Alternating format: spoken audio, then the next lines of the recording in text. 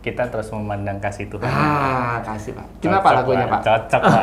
Cocok banget Pak. Nggak berfeedback gitu loh kalau misalnya cinta. Kemudian tidak menutupi segala sesuatu, melakukan semua dengan jujur.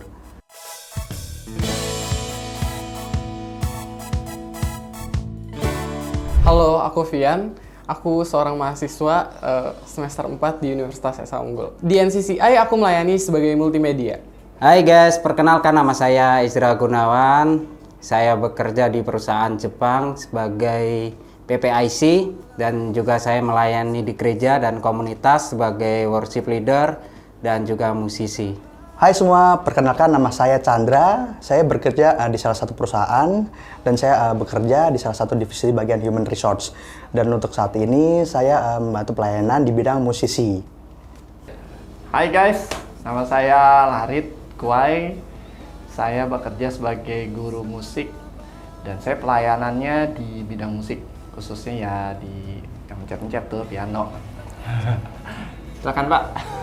Terima kasih Pak. Halo guys, saya Nugraha Adi Hartantio, dipanggil Nunu. Saya bekerja di salah satu industri farmasi. Saya juga ikut melayani di NCCI bersama Pak Lalit. Menurut Mas Chandra, apa itu kasih?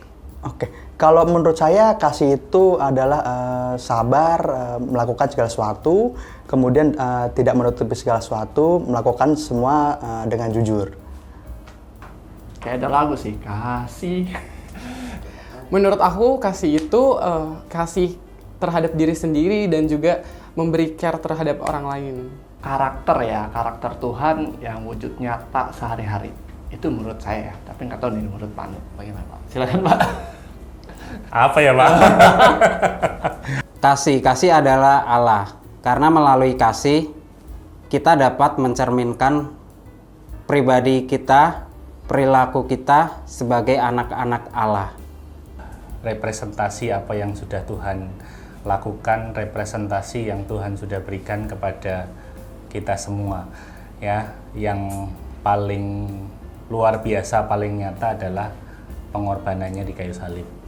Bagaimana kita sebagai anak-anak yang sudah dipilih sama Tuhan bisa mencontoh, merepresentasikan apa yang sudah Tuhan lakukan buat kita dan kita lakukan untuk orang-orang di sekitar kita, keluarga kita, teman kita, saudara kita, di lingkungan pekerjaan, di lingkungan pelayanan, dimanapun tempatnya berada.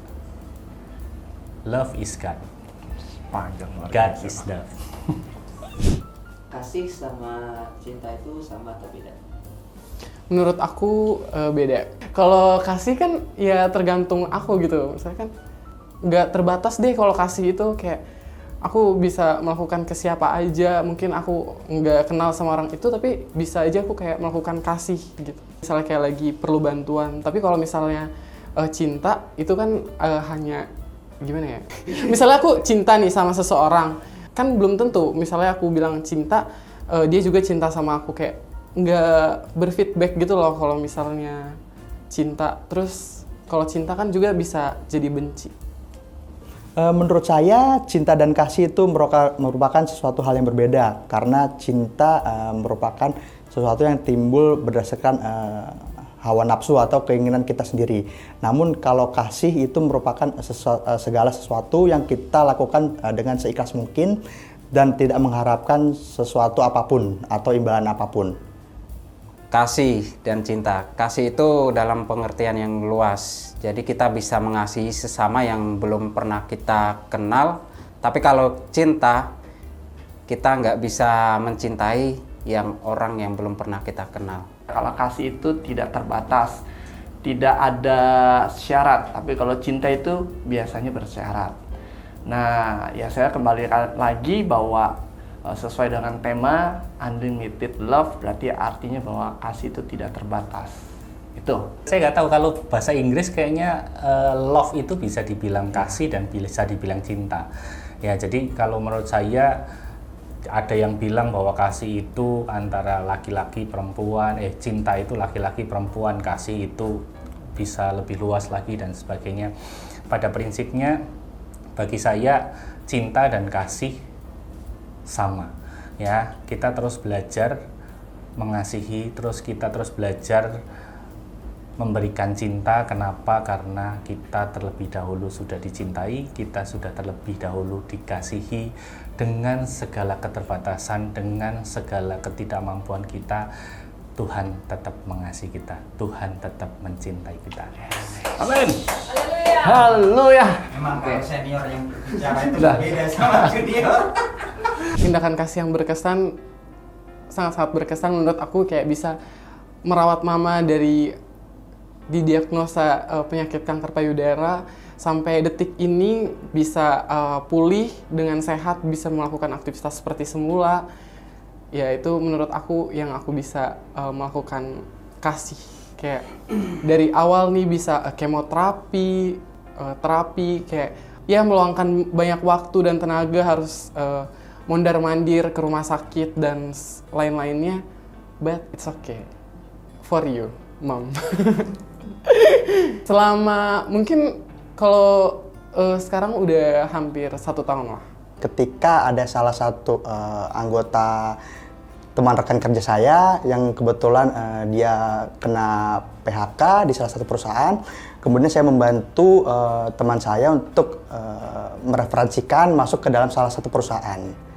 Waktu saya membantu teman saya dalam proses masuk rumah sakit yang tidak ada keluarga yang terdekat, saya membantu proses dari awal sampai akhir teman saya dirawat di rumah sakit. Pernah nggak memberikan kasih sama orang tapi dikecewakan? Pernah, saat mengerjakan tugas kuliah.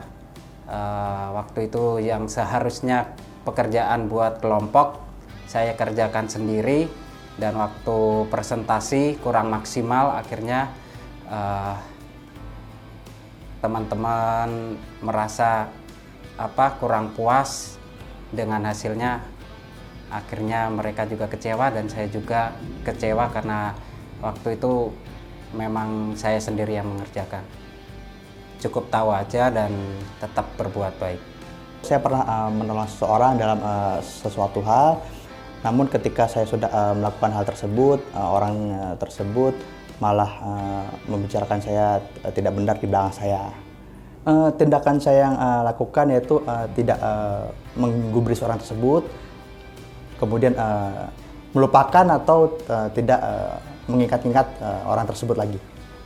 Kita udah kasih effort yang lebih nih, kayak kita udah ngebantu dia dari mungkin karena aku mahasiswa, kayak udah ngerjain tugas dia, terus kayak kasih jawaban ke dia, tapi pas aku butuh lagi di mata kuliah yang lain, tapi dia malah kayak bilangnya belum, tapi ternyata udah mengumpulin gitu sih. Kayak ya udah cukup tahu aja, mungkin di lain waktu aku harus nggak tahu juga, jadi nggak usah kasih jawaban. Cara mengasihi musuh yang benar itu kayak gimana sih? Oke. Cara mengasihi musuh dengan benar adalah kita melakukan tindakan dengan seikhlas mungkin, namun tidak menggubris ketika dia melakukan sesuatu hal di belakang kita, dan kita memaafkan segala sesuatu tindakan mereka. Kita lupain aja semua masalah yang dia udah kasih ke kita, kayak ya udah kita mengasihi dia lagi gitu sih. Tetap bermurah hati kepada musuh kita, ampuni kesalahan musuh kita, berkati dan tetap doakan musuh kita, tetap berbuat baik pada musuh kita. Siapa lupa? Mas Wei dulu Ya, kita sudah duluan. Bapak dulu Pak. Ya mungkin sebelumnya saya punya paradigma bahwa orang-orang yang kemudian berbeda pendapat, orang-orang yang berseberangan, orang-orang yang tidak sepakat adalah tanda petik bisa kita katakan sebagai musuh. Tetapi hari-hari ini mungkin paradigma saya berubah, bahwa orang-orang di sekitar kita, siapapun itu, teman kerja, teman pelayanan yang tidak sependapat, tidak sepakat, bahkan tanda petik terkadang melakukan sesuatu yang tidak menguntungkan bagi kita, itu pun bagi saya bukan musuh kita. Ya, semua orang adalah orang-orang yang dikasihi Tuhan. Saya percaya Tuhan mengasihi bukan cuman anak-anak yang kemudian sudah dipilih, tetapi saya percaya Tuhan mengasihi semua orang yang ada di dunia. Nah, itulah yang kemudian memotivasi saya untuk kemudian mencoba bahwa siapapun yang kemudian kita temui, siapapun yang kemudian kita hadapi, saya terus belajar untuk menganggap mereka orang-orang yang kemudian kita perlu kasihi. Karena kenapa? Karena kita yang nggak sempurna aja sudah dikasihi Tuhan, dan begitu juga kita menganggap bahwa orang-orang yang ada di depan kita, termasuk kita yang tidak sempurna ini, adalah kita semua butuh penerimaan, kita semua butuh kasih, dan kita menjadi representasi kasih yang mesti dikerjakan, dan kita mesti menunjukkan kasih kita yang sudah Tuhan berikan kepada kita. Mantap. Oke, kalau saya sih tentang mengasihi musuh ya, sebenarnya kembali lagi sesuai tema unlimited love, yang kasih yang tidak terbatas. Untuk melakukan kasih itu memang nggak mudah. Memang kadang melakukan kasih itu butuh perjuangan menurut saya ya. Itu tidak mudah. Jadi artinya bahwa kasih itu harus dilakukan setiap hari. Karena kasih itu wujud nyata dari karakter Tuhan.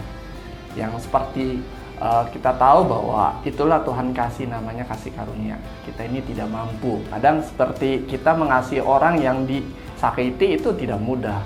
Kadang bilang, ya saya mengampuni, saya pokoknya saya ketemu saya akan biasa. Tapi pada kenyataannya belum tentu seperti itu. Nah, itu butuh perjuangan menurut saya. Nah, itulah dibutuhkan yang namanya kasih karunia. Ketika kita tidak mampu, Tuhan yang memampukan. Artinya butuh proses untuk bisa mengasihi dengan sepenuh hati. Istilahnya walaupun kita dijahatin, mungkin kita dikecewakan, ya itu kita butuh waktu untuk bisa menjadi bisa mengasihi sepenuhnya gitu. Nah, itulah saya bilang Tuhan kasih, namanya kasih karunia. Itu yang Tuhan yang memampukan. Itu sih dari saya. Berarti kita terus memandang kasih Tuhan. Kasih Pak. Gimana lagunya Pak? Cocok Pak. Cocok banget Pak. Oke, jangan lupa guys, nanti datang tanggal 9 April, hari Minggu jam 5 sore di NCCI Maxbox di Pos Cikarang. Jangan lupa bawa teman-teman, bawa keluarga, bahkan bawa satu kampung lah, ajak aja semuanya ya. Silakan Pak, tambah Pak. Cocok sekali Pak ya, bagi saudara-saudara, teman-teman di luar sana yang merasakan rindu, merasakan kasih, yang merasa bahwa dirinya sendiri, yang merasakan bahwa dirinya nggak layak, nggak punya temen, merasa dirinya rendah, nggak hebat, nggak pintar, siapapun itu, termasuk saya, termasuk orang-orang yang kemudian sudah tergabung di dalam NCC, mari sama-sama kita hadir. Jangan khawatir, ya, yang bisa melegakan, yang bisa menyembuhkan cuma satu, yaitu kasih Tuhan. Mari sama-sama kita merasakan kasih Tuhan di dalam pujian penyembahan Praise and Worship Night bersama dengan kita semua tanggal 9 April di NCCI Lipo Cikarang. God bless you Pak. Selamat menikmati kasih Jangan Tuhan. sampai lupa Pak, datang Pak. Siap.